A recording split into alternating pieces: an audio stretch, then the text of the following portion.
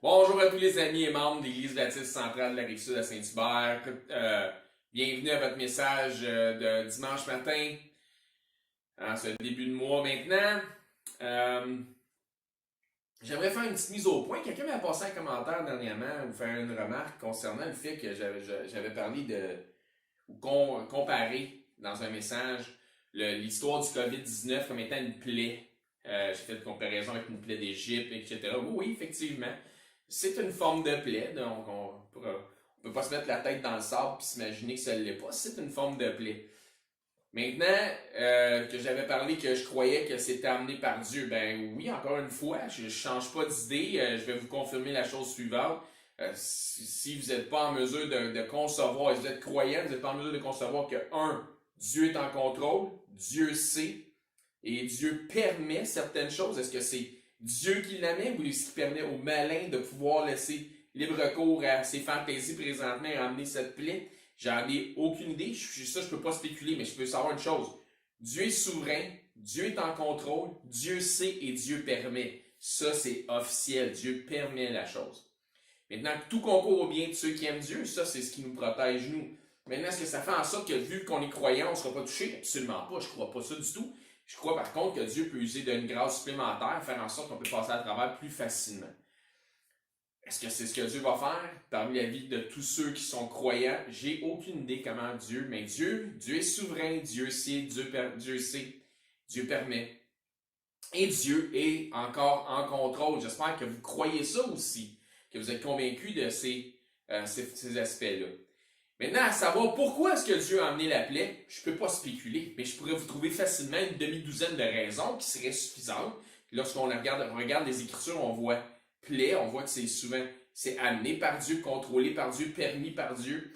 Donc, il y a toutes sortes de raisons. Puis ça nous dit aussi, Dieu dit, si mon peuple sur lequel est invoqué mon nom, si j'emmène la peste, ben, s'il s'humilie, s'il prie, s'il cherche ma face, je vais effacer son péché, je vais guérir son pays. Maintenant, ce que ça me dit, moi, c'est que nous sommes la réponse à ce peuple, à ce monde, si on se met en prière pour pouvoir demander à Dieu d'éliminer ça. C'est pas nos politiciens qui vont choisir combien de monde ils peuvent sauver ou combien de monde va mourir ou rester en vie. C'est Dieu qui contrôle ces choses-là. Donc, nos politiciens peuvent essayer d'éponger ou d'arrêter une hémorragie, mais c'est pas eux qui contrôlent, c'est Dieu qui guérit au final. C'est Dieu qui permet.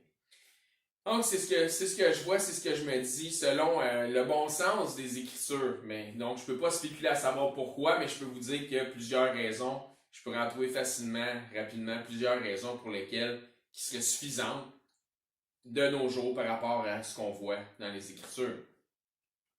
Donc, dans le temps de la crise du COVID, c'est une petite mise au point que je voulais faire.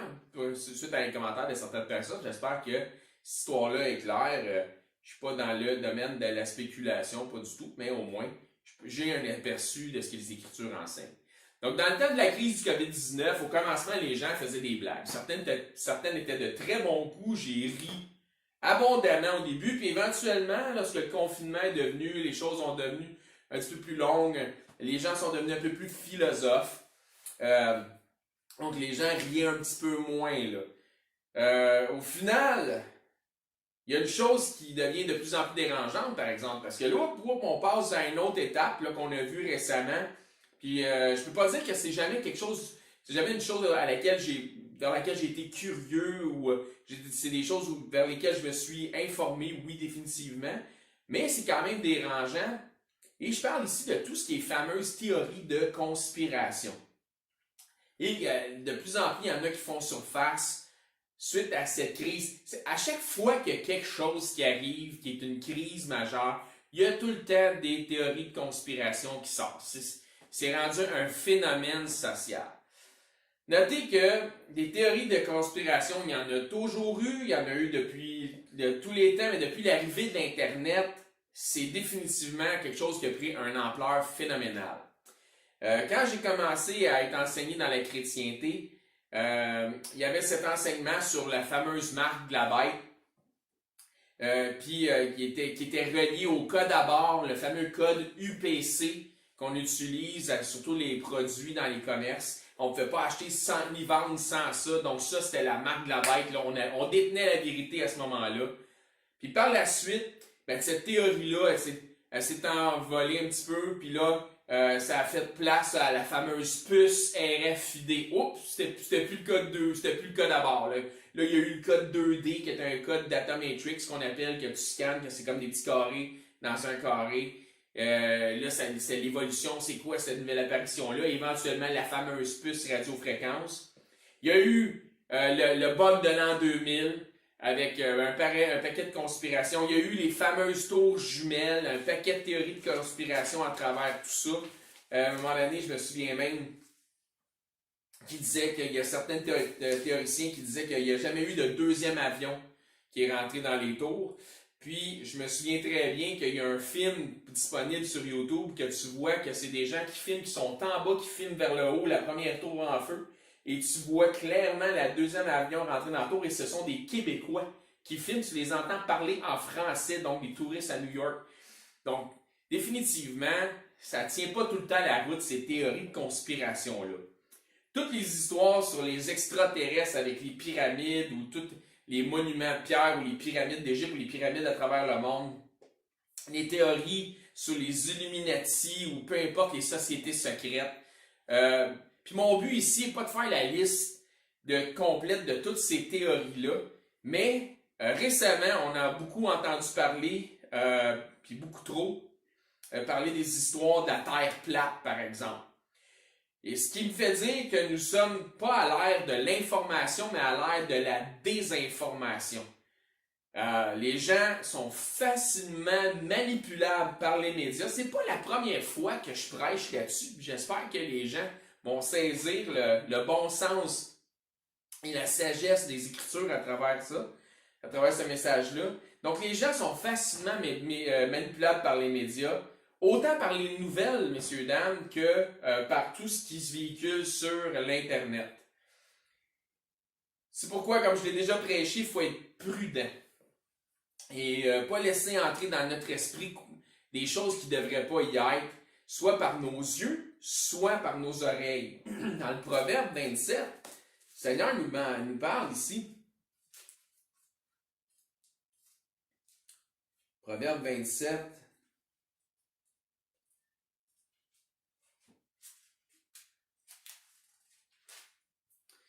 Au verset 20, ça nous dit là que les yeux de l'homme sont insatiables. Donc, on n'a jamais, puis ça nous le compare aussi, le séjour des morts et l'abîme sont insatiables, de même les yeux de l'homme sont insatiables. Ça nous compare ça à quelque chose qui n'est pas nécessairement positif, quelque chose qui est vraiment négatif, qui est le séjour des morts ou aussi appelé l'enfer. Donc, ça veut dire que jamais les yeux de l'homme sont rassasiés de voir des choses. Il faut faire attention à ce qu'on laisse rentrer dans notre esprit par nos yeux, mais aussi, définitivement, par nos oreilles. Ça nous dit que les yeux de l'homme sont insatiables, puis dans Ecclésiaste, pas tellement loin de là. Dans Ecclésiaste 1.8, ça nous dit là, toutes choses sont en travail au-delà de ce qu'on peut dire. L'œil ne se rassasie pas de voir et l'oreille ne se lasse pas d'entendre. Par probablement le même auteur ici qui est Salomon. Donc il faut faire attention à ce qu'on laisse entrer dans notre esprit par nos yeux, par nos oreilles, de rien mettre de mauvais devant nos yeux, un peu comme David le disait. Maintenant, avec la crise du COVID-19, il y a aussi plein de fameuses théories de conspiration qui sortent tout d'un coup. À chaque fois qu'il y a une crise, il y a ces théories-là qui sortent concernant les autorités principalement, aux États-Unis entre autres, avec les histoires des restrictions. Ici, il y a eu beaucoup d'histoires concernant les possibles médicaments contre le paludisme ou l'Office mondial de la santé qui est en arrière de tout ça, que c'est tout arrangé, que c'est un virus qui a été lancé par exprès.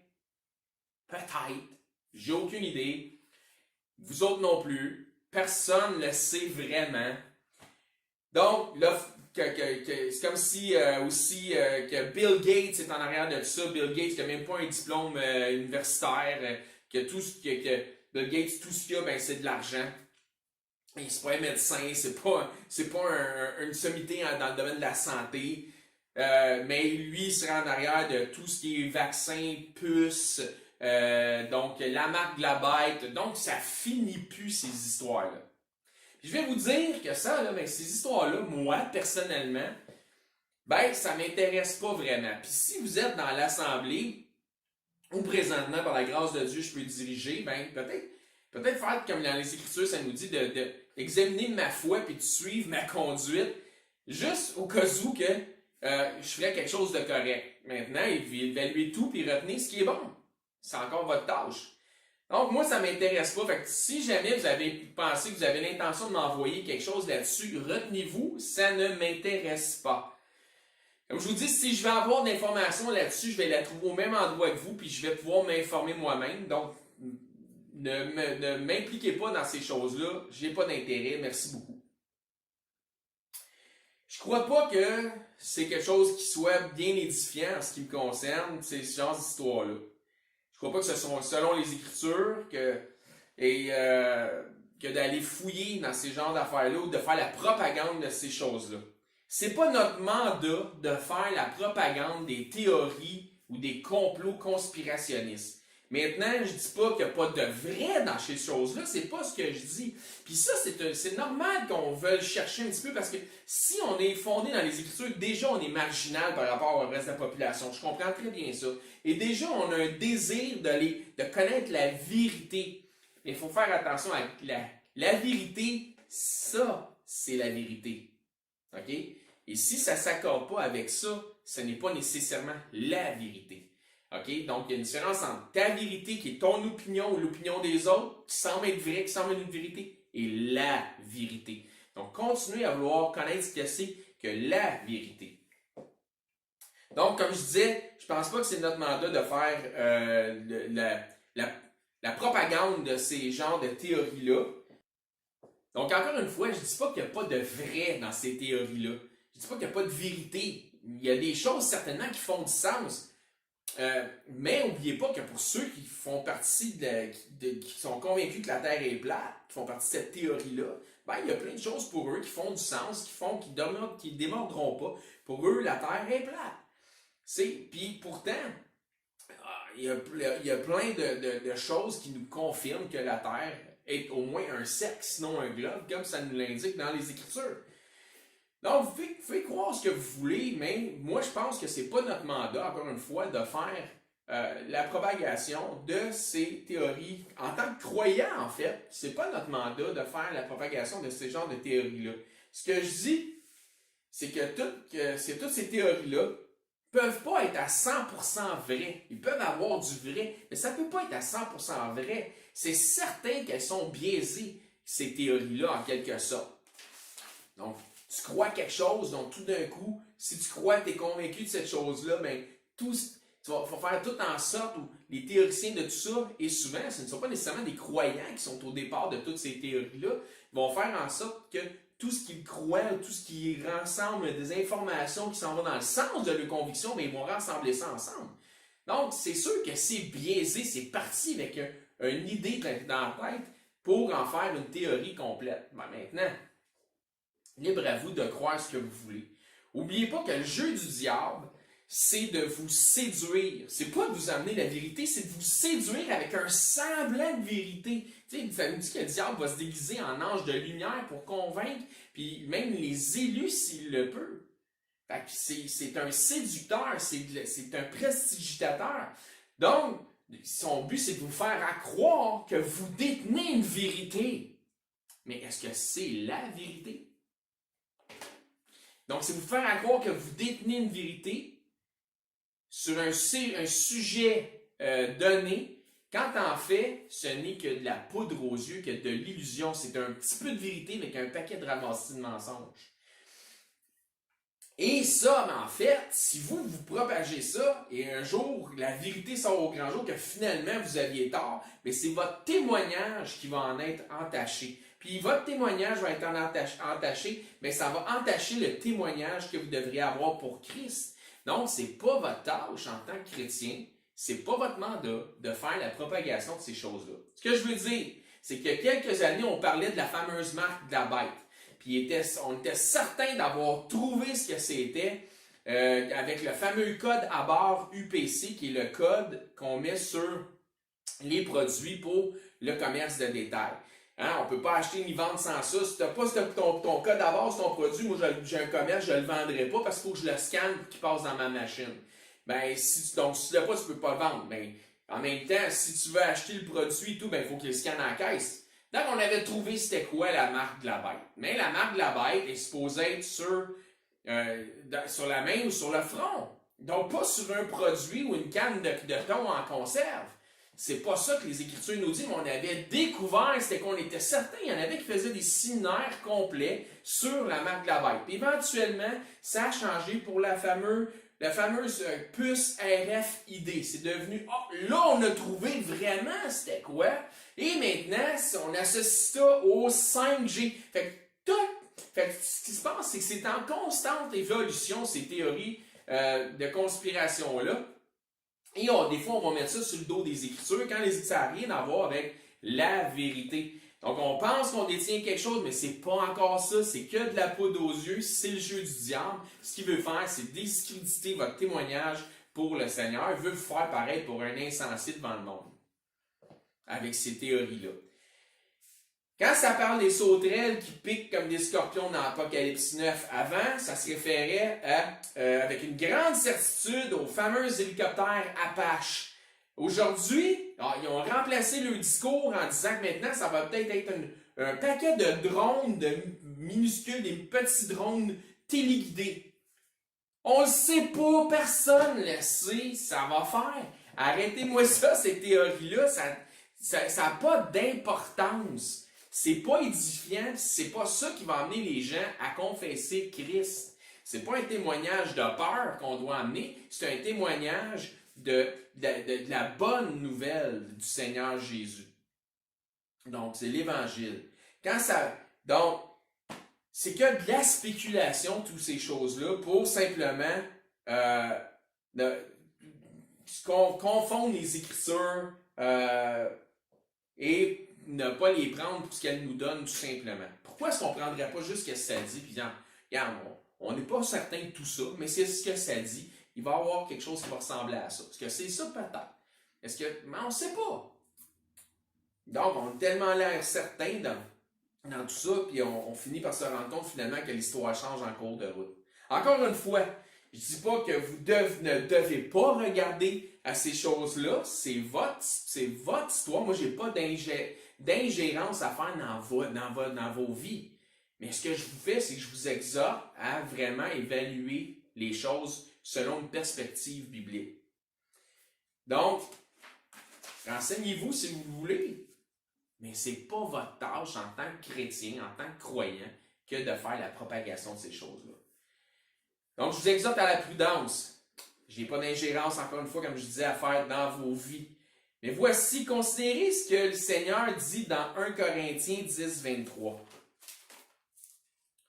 Qu'est-ce que ça nous dit dans 1 Corinthiens 10, 23?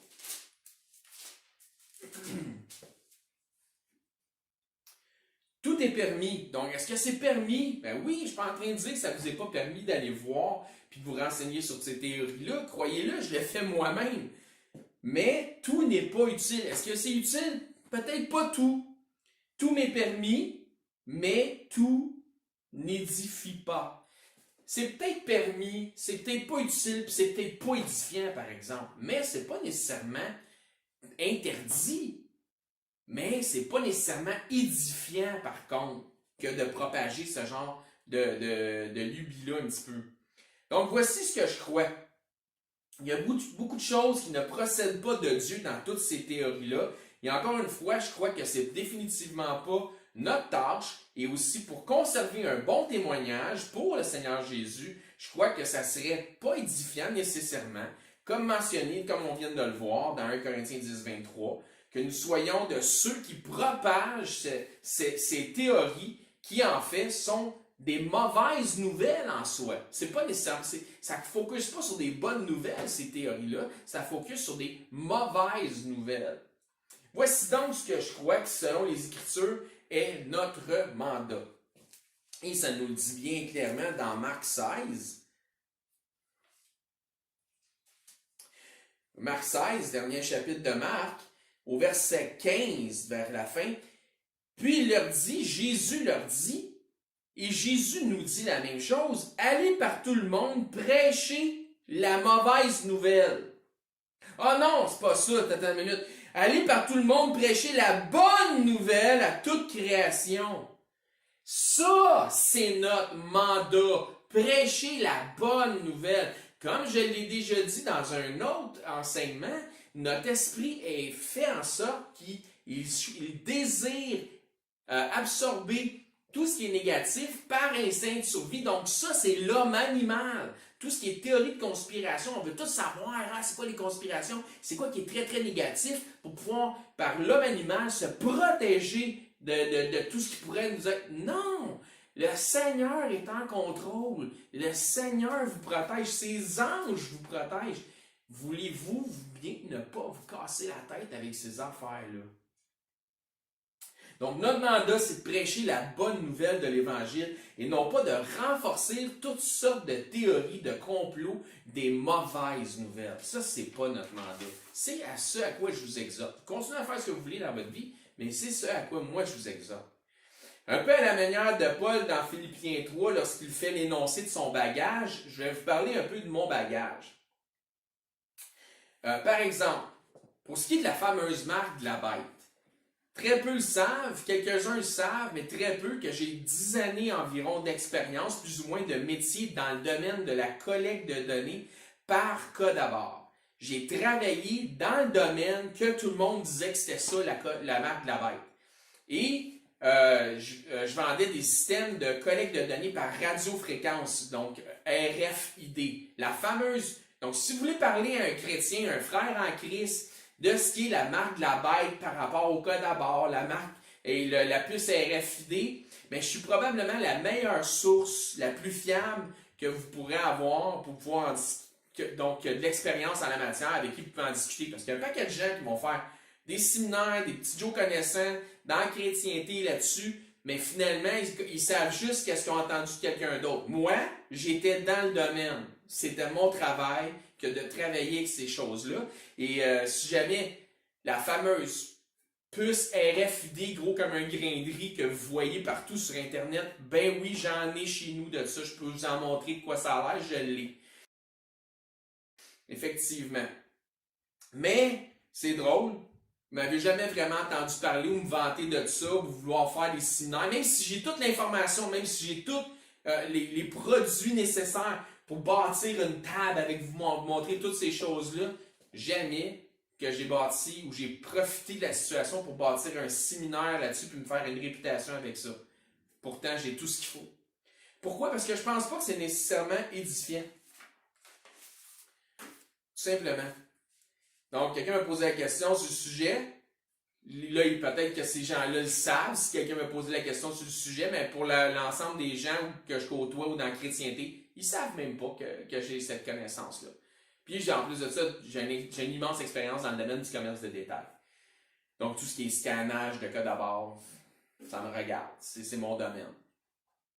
Donc, comme je dis, je ne crois pas que c'est quelque chose qui puisse être édifiant, mais ce que je veux dire, c'est que je ne crois pas que pour l'instant, que mes connaissances puissent aider à annoncer l'évangile de Christ ou amener quelqu'un à Christ dans ce domaine-là. Écoutez, nous sommes le sel de la terre, la lumière de ce monde.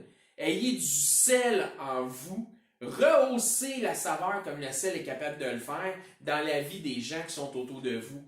Et non pas de les emmener un bagage de toutes sortes d'affaires pour leur faire peur.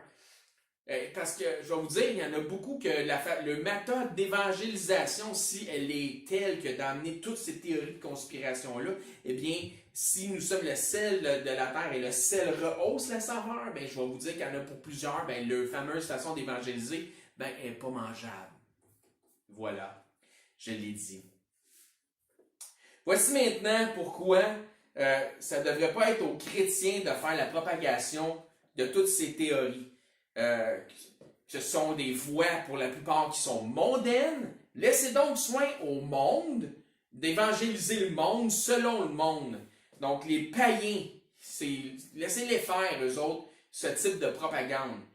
Comme je vous dis, Informez-vous, mais ne participez pas et soyez en paix. D'accord? Soyez en paix. Soyez en paix. Eh bien oui, ça nous dit clairement dans les Écritures de ne pas participer à ce genre de choses-là. Et c'est écrit dans la Bible. Dieu, c'est tout. Dieu a tout prévu d'avance. Et c'est là, et on trouve ça dans Ésaïe. Votre crainte d'étonnement, peut-être que vous ne saviez pas, mais Dieu avait prévu le coup. Dans Ésaïe 8, ça nous dit clairement là, au verset 11. Ainsi m'a parlé, on commence à partir du verset 11, en fait c'est l'information est plus au verset 12. Ainsi m'a parlé l'Éternel quand sa main me saisit. Est-ce que la main, ainsi m'a parlé l'Éternel lorsque sa main m'a saisi. Est-ce que la main de l'Éternel vous a saisi? Êtes-vous un enfant du Seigneur? Et qu'il m'a averti de ne pas marcher dans les voies de ce peuple. Est-ce que votre mandat, c'est de marcher selon les païens, marcher selon ce monde? Il dit ici, verset 12, « N'appelez pas conjuration tout ce que ce peuple, tout ce que ce monde appelle conjuration. Ne craignez pas ce qu'il craint, la marque, la bête, la conspiration. Pourquoi vous avez peur de ça? C'est écrit, ne craignez pas et ne soyez pas ce qu'il craint et ne soyez pas effrayés. C'est l'Éternel des armées que vous devez sanctifier. C'est lui que vous devez craindre et redouter. Les amis, la Bible parle de tout ce qui est utile, donc tout ce qui est utile à notre perfectionnement, et même ça nous dit de ne pas embarquer dans ce type de propagande, de conspirationniste, comme ça nous dit dans Ésaïe 8, 12, « N'appelez pas conjuration tout ce que le peuple appelle conjuration. Ne craignez pas ce qu'il craint et ne soyez pas effrayés. » Le monde crie à la théorie des complots. Nous, on ne doit pas embarquer là-dedans. C'est ce que le Seigneur nous dit ici. Donc, ce n'est pas une lubie du prêcheur que de vous prêcher de ne pas embarquer dans ces affaires-là. C'est le conseil du Seigneur que je vous prêche. Donc, mon mandat, c'est de prêcher en temps et hors de temps. Donc, si ça fait votre affaire ou ça ne fait pas votre affaire, et de ne pas être un prêcheur selon vos convoitises, mais d'être un prêcheur selon la vérité, parce que c'est bien mieux que de recevoir une réprimande par quelqu'un qui t'aime qu'une tape dans le dos par quelqu'un qui veut juste te flatter pour ton ego. Mais je vous aime, je vous dis les choses selon la vérité, selon ce que le Seigneur a pour vous. Maintenant, selon les besoins de l'Assemblée. Donc, ça nous dit aussi de ne pas craindre ce qu'eux craignent. Mais qu'est-ce qu'on doit craindre? Ça nous dit au verset 13, « C'est l'Éternel des armées que vous devez sanctifier, c'est lui que vous devez craindre et redouter. » C'est Dieu que nous devons aimer et craindre. Mais encore, c'est lui que nous devons sanctifier et faire la promotion de. Donc, si nous voulons sanctifier le Seigneur, ce n'est pas les théories de la conspiration qu'on doit élaborer ou dont on doit faire la propagande ou on doit faire la promotion, mais on doit faire la promotion de l'Évangile de notre Dieu, l'Évangile de Christ, le salut en Jésus. Donc, ces choses-là, oui, certains qu'on doit parler aux gens on doit leur parler le péché est là, est présent dans leur vie et c'est pourquoi ils ont besoin d'un sauveur.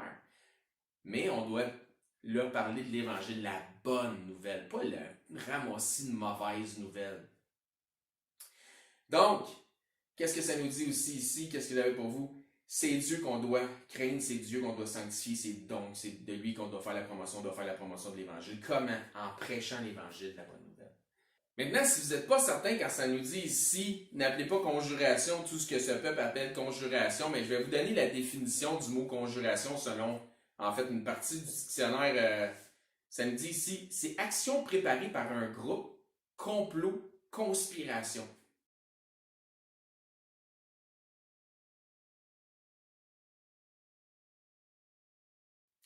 C'est la définition de conjuration. Donc, je voulais juste vous laisser savoir que, encore une fois, ce n'est pas une lubie du prêcheur, c'est vraiment le conseil de l'Éternel. Sur ce, j'espère que vous avez, c'est au moins que le message a été édifiant pour vous. J'espère que vous êtes d'accord avec ce que le Seigneur vous enseigne aujourd'hui, parce que si ça procède de sa parole, encore une fois, éprouvez tout, retenez ce qui est bon. même si, particulièrement si ça vient de peu importe qui, mais même si ça vient de moi. Donc, vérifiez dans les Écritures si ce qu'on vous enseigne, c'est faites comme les gens de Béry, si c'est selon la vérité. La vérité, c'est pas votre opinion, la vérité, c'est ce que Dieu dit, c'est l'opinion du Seigneur, ça, c'est la vérité. Donc, maintenant, si vous écoutez ça, puis vous dites, c'est vrai, toutes ces histoires-là, ça n'a aucun sens, puis franchement, où est-ce que le monde s'en va? Puis vous avez aucune assurance. Vous êtes là, puis vous dites, mais oui, mais qu'est-ce qui se passe après cette vie? Puis c'est terrible. Puis vous n'avez jamais eu l'assurance de ce qui se passe après cette vie. Vous n'avez jamais fait de Jésus le Seigneur de votre vie, le Sauveur de votre âme. Puis vous voulez avoir cette assurance qu'on a de pouvoir dire, on a une place au ciel qui nous attend. Jésus aujourd'hui vous tend les bras et vous invite à le rejoindre, à le faire le Seigneur de votre vie, le Sauveur de votre âme. Si jamais vous n'avez pas cette assurance, puis vous voudriez savoir, mais comment est-ce qu'on fait? Communiquez avec moi en privé, ça va me faire un énorme plaisir de vous expliquer comment vous pouvez avoir cette place au ciel qui vous attend dans les bras de Jésus, auprès du Seigneur et pour l'éternité. Donc sur ce, je vous souhaite une agréable semaine, bonne santé spirituelle à tous, parce qu'on a besoin de ça premièrement, mais aussi bonne santé physique à tous. Que le Seigneur vous garde, vous protège et vous bénisse abondamment. Et on s'est un rendez-vous à la prochaine.